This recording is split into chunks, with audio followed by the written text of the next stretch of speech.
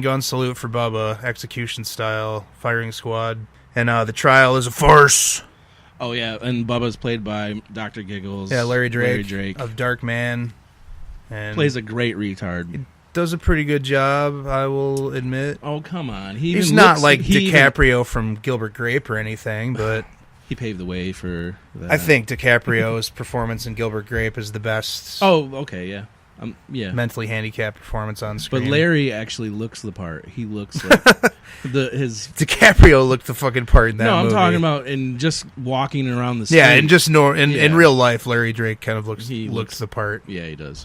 But he doesn't look fuckable like DiCaprio, that's for sure. So the judge, they throw it out, and all the lynch mob, they get away with it. And the lynch mob actually consists of quite a few familiar faces.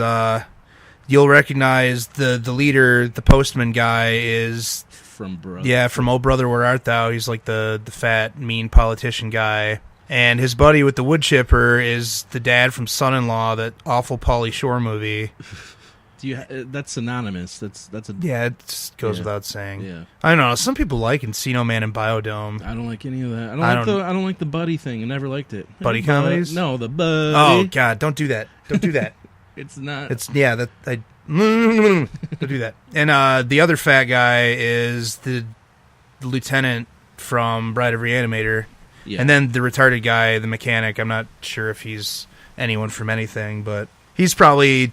I don't know. All the acting in this movie is really good. Yeah, especially from Bubba's mom. Even the child actor does a decent job. Yeah, she never strays off to where you're like, oh, you can tell she's acting. So shortly after they get off on the charges and rejoin the real world, the Scarecrow appears at the son-in-law guy's field when he's working on his wood chipper. Yeah. And that's the second time it shows him with the wood chipper, so you know. Yeah, the wood chipper's coming into play. Yeah. Yeah. Later on that night, the guy goes out to his barn to check on something and climbs up into the loft because he hears some noise, and the wood chipper starts and he falls and grabs the light, and it's a well constructed scene. There's tension. I mean, you know what's coming, but it's still like and since it's on TV, it's cut away, and it cuts right to a plate with... Yeah, that transition's fantastic, the glop of red jam onto the plate. Yeah, it goes from him getting killed in the wood chipper to the next scene at a diner or wherever it was. Wood chipper jelly transition. It's at that boarding house where the postman lives. Oh, okay. They're all having breakfast that morning. They rule it an accidental death, and the mob decides to... one of them has an actually kind of halfway smart idea, if... when they found the guy, the wood chipper was turned off. And if it was an accident, then the only way that the wood chipper would have been turned off is if the gas tank was empty. Yeah. So they go to check the gas tank. And it's a lot of little touches. Whoever wrote this movie threw some nice little touches in there. I mean, rednecks probably would think of doing Sure, yeah. Like I mean, even in, Sling Blade, it ain't got no gas in it. But I was thinking, would I think of that? If I was trying to get away with murder, or if I wanted to...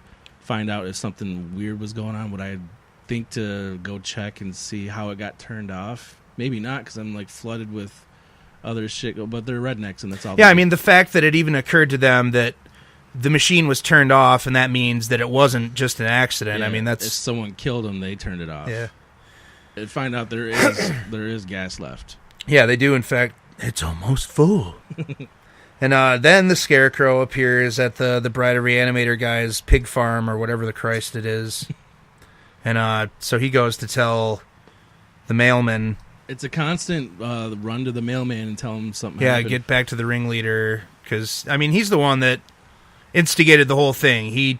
He went from seeing Larry Drake and the little girl through the binoculars to talking to the son-in-law guy, and he riled up all of them, and he got the fucking mob together. And then he finds out that something did happen, because that was his thing. If anything happens, could you live with yourself? He was already planning on killing them before any of this happened, and the guy's like, "Oh, come on," whatever his name is. He's like, I would do something if something happened. I don't even know where I'm going with that. Ken got too high again. Yep. It's great, though. One of the little touches we forgot to mention was right after they kill the guy, right after they kill Bubba, like the radio. Yeah. They place a rake in his hand to look like the he had a pitchfork weapon. to make it look like he had a weapon. Rake. With the pitchfork, which will come back into play later. But and the call comes through on the guy's radio, and it's like, oh, that little girl's not even dead, and we found out she was attacked by a dog. And Bubba saved her life. Yeah, turns out Bubba saved her life. So call it off.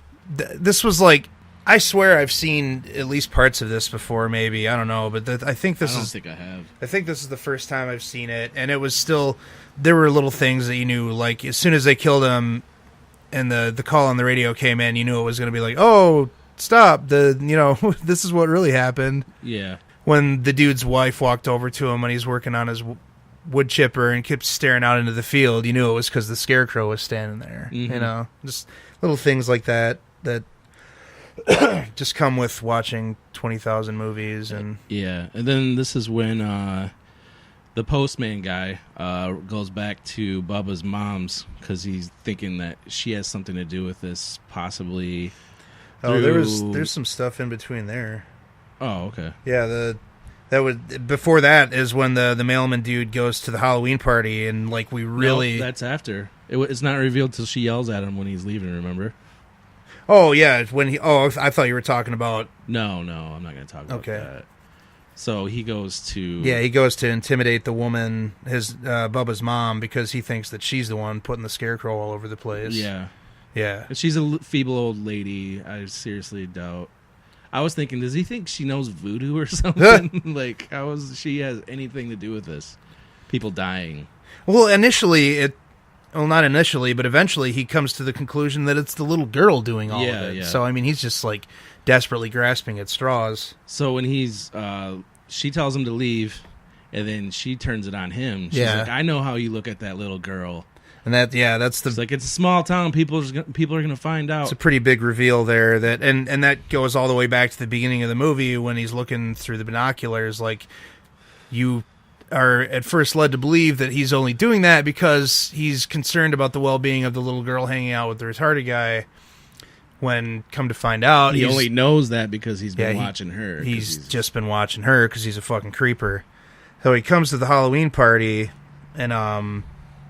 See, we shouldn't have done this as a Halloween movie because that's the only Halloween part of the movie. Right. Was the party. Well, I mean, we're like a week after Halloween at this point. So. I know that, but we were going to do this on Halloween. Yeah, we were. That whole scene with him in the hallway with the little girl is very creepy. An effectively creepy asshole. We were talking about that. Like, I wonder if after that people would see him on the street and just be like, Yeah, that's why a lot of actors don't play those parts. They don't want to be associated. Like the Sleepless cast, it was Kevin Bacon was a child fucker, and you know what I'm talking about. Oh, the Woodsman? No, it's Sleepless. Sleepers? Sleepers, that's what I meant. Well, that's ironic because later on Kevin Bacon played a child fucker in that movie, The Woodsman. Have you not seen that? Oh, really? Yeah, he plays this... Well, he's one of the Bacon brothers. He doesn't give a fuck what people look Bacon. at. There's more than one Bacon? Yeah, they have a band called the Bacon Brothers. You never heard it? No. It's Did bad. any of them act other than him? No, just him, but his brothers. So it's not like the Baldwins. They were like on the Tonight Show with Jay Leno a couple of times and everything. I can't believe you've never heard of the Bacon Brothers. Who hasn't? Not aware of the Bacon Brothers. They sing songs about my baby wants me to play her the guitar, stuff like that. So the reanimator guy and the retarded mechanic guy show up to the Halloween party to grab the mailman and take him to show him the Scarecrow, which is now gone. Yeah, during, he just got rejected by a little girl, too. So he's like, I'm dealing with shame. He's going to have a couple of drinks and yeah, just wants to drink it off, but these guys want to shove this goddamn Scarecrow back in his face. They go to look, and of course it's gone. And then this is when the mailman goes back to Bubba's mother and, now he's super aggressive. Yeah. He's, grabbing her and everything. He's, physical. Bubba's mom, I don't know if she's, asleep and comes down and finds the door, open and the screen door knocking against the frame. Then she shuts it and she goes to sit by the fire and he's, crouched behind her rocking chair. And he reaches through from behind and grabs her on the mouth and starts yelling at her about how he knows that it's her and that she needs to fuck off. And then he lets go of her and discovers that she's had, a heart attack or something. Yeah, she dies. Yeah. He's killed the whole family now. Now he's freaking out. He didn't freak out when he killed Bubba. So he goes to leave, and the tea kettle screams and gets his attention, and he runs over to the stove and blows out the pilot light and turns the gas on and just leaves and waits for the house to explode. Yeah, this guy's all kinds of fucking criminal activity in this movie. Yeah, he kills more people in this movie than the Revenge Scarecrow does. Yeah. Well, he kills Bubba, he kills her mom, he kills his buddy. Yeah. The Revenge Scarecrow only kills 2 people. 3. His 2 other buddies and him. It's tied. It's a tie. I suppose. Yeah, the wood chip... that guy kind of kills himself. He runs into the... Because of... I suppose. All right. Well, that's the very end. Don't say that yet. Yeah, he blows up the house, and then, like, the Reanimator guy... the bride of the Reanimator. Yeah, the bride of Reanimator guy is back at his pig farm, and he hears, like, some clanging against the side of his silo and goes to check it out, and winds up getting trapped inside of it, and just... Yeah, the grain. Drowns in corn or grain or whatever. Yeah. Didn't you say this is the second... The other, another... Oh, yeah, there's Death another... by Corn. Death by Corn in the Sleepwalkers, that Stephen King movie that Mick Garris did, where the Catwoman shapeshifter lady stabs a cop in the back with an ear of corn and says something like, no vegetables, no dessert. Yeah. Would you consider... Could we have done Sleepwalkers for a the werewolf? train wreck? No. For the werewolf? Well, I mean, at that point, we could have done cat people. Yeah, never mind. It's just a shapeshifter movie. Also, we forgot Silver Bullet on the werewolf episode. Yeah, that was my top 5. A glaring overlook. And it was in that same era. So, drown in grain or corn or what the Christ ever. And then the mailman goes to the mechanic. They start freaking out, talking about how it's Bubba back for revenge, and the mailman's solution to that is to take the mechanic to the graveyard and exhume the body and prove to him he's dead. And at this point, I'm like, why does he need this retard? He needs him to keep his mouth shut, but other than that, what does he need help for? I have no idea. All he is doing, the retard's freaking out, all he's trying to do is console him to tell him everything's okay and not fucked up. But he could have just, like... I think he's just trying to, like, the guy keeps saying that they need to go to the cops, they need to go to the cops. Yeah, so the only way to protect themselves is to go to the cops, and that's why he keeps trying to calm him down, is just to... It's because he doesn't want to kill him. Doesn't want him to go to the cops. Well, he doesn't want to kill him, because he could have killed him right away. Right, yeah, he could have killed him in the garage and just dropped the goddamn car on him, but... But maybe he made the retard dig, and he didn't want to dig. They were both digging. Oh, okay. Well, but I imagine that he made the retarded guy do the bulk of the work. Yep, that's why I wanted him alive. So they discover that Bubba's body is in fact in its grave. And that's the thing we had to return to, because I think we were talking when it happened. Yeah, we didn't know if the body was there or not, because it doesn't show it. Yeah, we were talking, and the reaction scene is very loud and hectic, and after they find the body, the guy jumps out of the grave and goes running, and the fucking mailman like dives off of a headstone and tackles him. It's and like there's some this parkour scene. There's this weird, passionate, soothing scene in the dirt where he like cradles him and kisses his head, and this is going to be okay. It's like the mafia; they'll kiss you before they kill you. I don't know what. Yeah, maybe that's what it was. Kiss of death, because right after that, he leads him back over to the grave to fill it back in and clubs him over the head with a shovel and buries him with the body. So now it's just him left. Yeah, just the mailman, and he's like leaving the cemetery in his mail truck, drinking heavily, swerving all over the place. On the road. Sees the girl. Yeah, she's in the middle of the road, and he swerves at her and chases her down this ravine in his fucking mail Jeep and crashes it and falls out and continues on foot. I think it's all the way back to Bubba's property. Close to. It's in the cornfield. Yeah. Yeah. Like the combine starts without, anybody behind the wheel and starts chasing him down. Which is a really glaring thing in the movie that we're both yelling, like, go to the left or right. Yeah, run left, run right. Why run in a straight line away from something that takes like 2 minutes to make a complete turn? Yeah. That's why Christine is not an effective horror film. Christine is an effective film about obsession and psychological disorder, but as a horror film, it's bullshit, because to avoid Christine, just climb a tree or run to the left. Stay up in your apartment. Yeah, don't leave the house. Yeah.